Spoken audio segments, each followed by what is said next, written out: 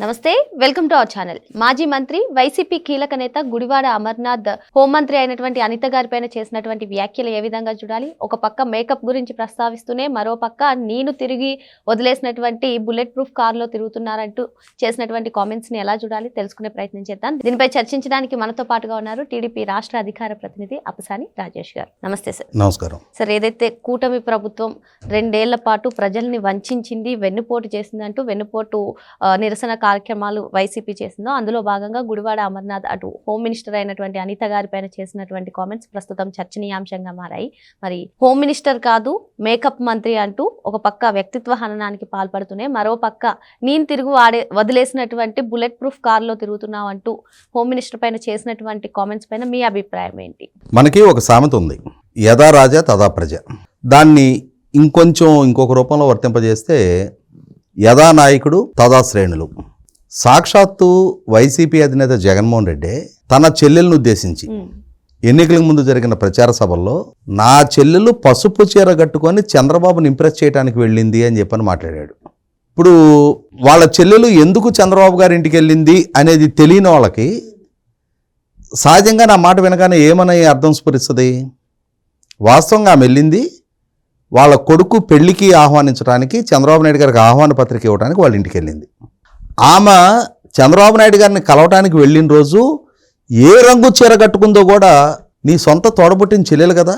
ఆమె వస్త్రధారణ గురించి, ఆమె కట్టుకున్న చీర రంగుల గురించి ఎక్కడ మాట్లాడుతున్నావు?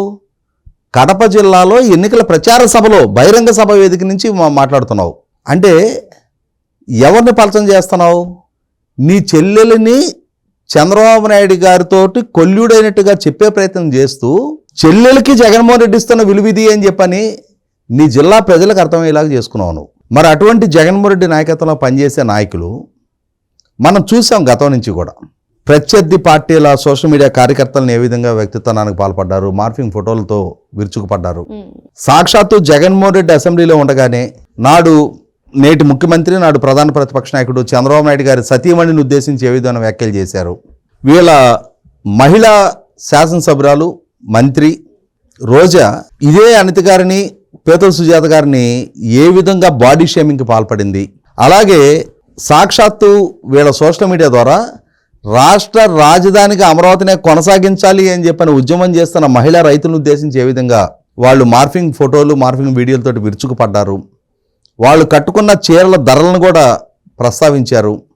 వాళ్ళు వాడే ఫోన్ల గురించి, వాళ్ళు ఎక్కే కార్ల గురించి, మహిళల్ని రైతులను ఉద్దేశించి పెయిడ్ ఆర్టిస్టులు అని చెప్పని, అంటే రియల్ ఎస్టేట్ వ్యాపారులు అని చెప్పని, కుకట్పల్లి ఆంటీలు అని చెప్పని, కర్రీ పాయింట్ ఆంటీలు అని చెప్పని, అంటే ఇంత వ్యక్తిత్వానికి పాల్పడే సంస్కృతి ఆ పార్టీలో నరనరాన జీర్ణించుకొని ఉన్నప్పుడు వాళ్ళ గుడివాడ అమర్నాథ్ మరి జగన్మోహన్ రెడ్డి పాలనా హయాంలో ఐటీ అండ్ ఇండస్ట్రీ మినిస్టర్గా పనిచేశాడు. అతని పాలనా హయాంలో ఏమాత్రం పెట్టుబడులు వచ్చాయి అనేది కళ్ళ ముందు కనిపిస్తూ ఉంది. ఇవాళ ఈ ప్రభుత్వ హయాంలో ఏం పెట్టుబడులు వస్తున్నాయో కళ్ళ ముందు కనిపిస్తూ ఉంది. అతను ప్రాతినిధ్యం వహిస్తున్న అనకాపల్లి జిల్లాలోనే బల్క్ డ్రగ్ పార్క్ వచ్చింది. అక్కడే ఆర్సిలర్ మెటల్ స్టీల్ ప్లాంట్ రాబోతూ ఉంది. అలాగే విశాఖపట్నం జిల్లాలోనే ఎన్టీపీసీ వాళ్ళ గ్రీన్ హైడ్రోజన్ ప్రాజెక్ట్ రాబోతూ ఉంది. ఇండియాలోనే largest FDI Google data centre రాబోతూ ఉంది. రిలయన్స్ డేటా సెంటర్ రాబోతూ ఉంది.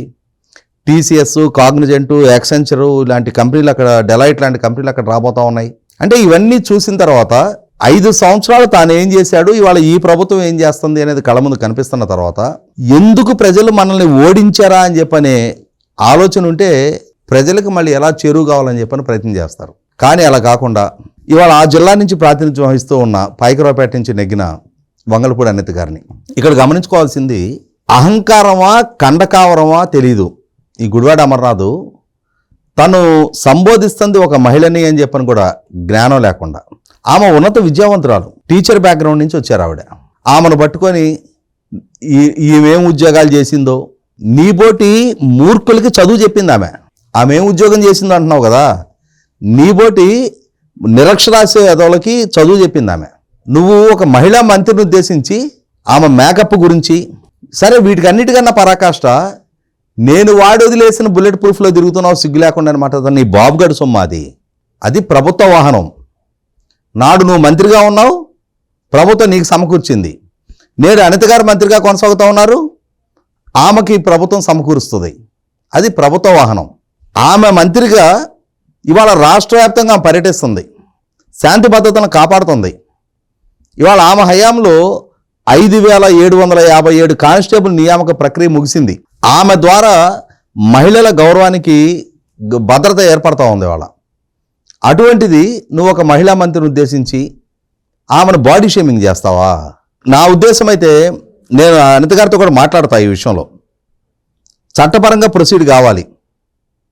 ఎందుకంటే మహిళల గౌరవాన్ని బజారుకిడ్చే చర్యలు.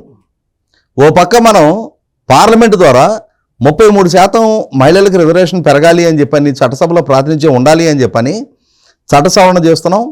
ఆల్రెడీ 2029 ఎన్నికల నుంచి అది అమలు జరగాలని చెప్పని ఆకాంక్షిస్తూ ఉన్నాం. అటువంటిది మహిళా నాయకులను ఉద్దేశించి ఇవాళ కుటుంబ కట్టుబాట్లు, సామాజిక కట్టుబాట్లు దాటి రాజకీయాల్లోకి వస్తున్న మహిళలే కొద్దిమంది. అలా వచ్చిన వాళ్ళని కూడా డిమోరలైజ్ చేస్తూ ఈ విధమైన అహంకారపు, కండకవరపు, బరితెగింపు వ్యాఖ్యలు చేసే గుడివాడ అమర్నాథ్ లాంటి వాళ్ళకి చట్టపరంగా తగిన కాన్సిక్వెన్సెస్ రుచి చూపించి తీరాలి. నేను అనిత గారి దృష్టి కూడా తీసుకెళ్తా ఇది. ఎందుకంటే అతను మాట్లాడుతున్న ఈ మాటలు ఉన్మాదానికి పరాకాష్ట. ఆమెని గంట సేపు ఎండలో నిలబడితే కిలో మేకప్ రాలుద్ది. మనకి ఉంది ఒక మేకప్ మంత్రి. సరే, ఒక మాట అడుగుదాం మనం. ఆమె మేకప్ వేసుకోవటమే నేరం అయితే మరి జగన్మోహన్ రెడ్డిని కూడా, ఆయన 54 సంవత్సరాల వయసు కదా, జుట్టుకు రంగు వేసుకోకుండా ఉండమను. మీ బిడ్డ ఎందుకంటున్నాడు? 54 సంవత్సరాల వయసులో ఎవరికి బిడ్డ అయినా? మరి తనను తాను ఒక బాలాకుమారుడిగా చిత్రీకరించుకోవడానికి జుట్టుకు రంగు వేసుకొని, గడ్డం మీసాలు ట్రిమ్ చేయించుకొని ఆయన ఎందుకు మరి ఆ విధంగా మెయింటైన్ చేస్తూ ఉన్నాడు? లేదు, ఈ అమర్నాథ్ ఇంట్లో మహిళలు వాళ్ళు మేకప్ చేసుకోవట్లేదా? వైసీపీ నాయకులు మేకప్ చేసుకోవట్లేదా? ఇవాళ వైసీపీ మహిళా నాయకురాలలో మేకప్ చేసుకుంది ఎంతమంది? అంటే వాళ్ళు మేకప్ చేసుకుంటే అది చెల్లుబాటా? అనిత గారిని ఉద్దేశించి మాత్రం ఇటువంటి అభ్యంతరకర వ్యాఖ్యలు చేస్తాడా? అంటే ఇక్కడ ఖచ్చితంగా రెచ్చగొట్టే ధోరణి ఇది. అంటే ఈ విధంగా వ్యాఖ్యలు చేసి ఒకవేళ ప్రభుత్వం ఏమైనా సరే చట్టపరంగా ప్రొసీడ్ అయితే మళ్ళీ విక్టిమ్ కార్డు ప్లే చేయటం. ఖచ్చితంగా ఈ విషయంలో చట్టపరంగా ప్రొసీడ్ కమ్మనే నా సూచన, సలహా. నేను ఇదే విషయాన్ని మంత్రి గారితో కూడా డిస్కస్ చేస్తా. అంతిమంగా వాళ్ళు ఏ నిర్ణయం తీసుకుంటారో తర్వాత సంగతి. ఎందుకంటే ఒక మంత్రిని ఉద్దేశించే ఈ విధమైన బరితెగింపు వ్యాఖ్యలు చేస్తున్నప్పుడు సామాన్య మహిళలకి వీళ్ళతోటి భద్రత ఎక్కడ ఉంటుంది? ఇవాళ సమాజానికి ఒక యాంటీ సోషల్ ఎలిమెంట్స్గా వీళ్ళు మారుతూ ఉన్నారు. ఖచ్చితంగా ఇటువంటి వాళ్ళని ప్రజా జీవితం నుంచి ప్రజలు తరిమి కొట్టారు. ప్రజలు తరిమి కొట్టినా సరే, ఘోరాతి ఘోరంగా ఓటమి చెందినా సరే, లక్షల ఓట్ల మెజార్టీతోటి వీళ్ళు ఘోరంగా ఓడిపోయినా సరే, వాళ్ళు మాత్రం ఆ కనీస మాత్రపు పశ్చాత్తాపం వాళ్ళు ఫీల్ అవ్వట్లా. సమాజం మీద ఎదురుదారి చేస్తూ ఉన్నారు, ప్రభుత్వం మీద ఎదురుదారి చేస్తూ ఉన్నారు. ముఖ్యంగా మహిళల గౌరవానికి భంగం కలిగిస్తున్న నేపథ్యంలో 100కి 100 అమర్నాథ్ విషయంలో మాత్రం కఠినంగా వ్యవహరించే తీరాలి. ఓకే సార్, మరో అంశంతో మళ్ళీ కలుద్దాం. Thank you sir.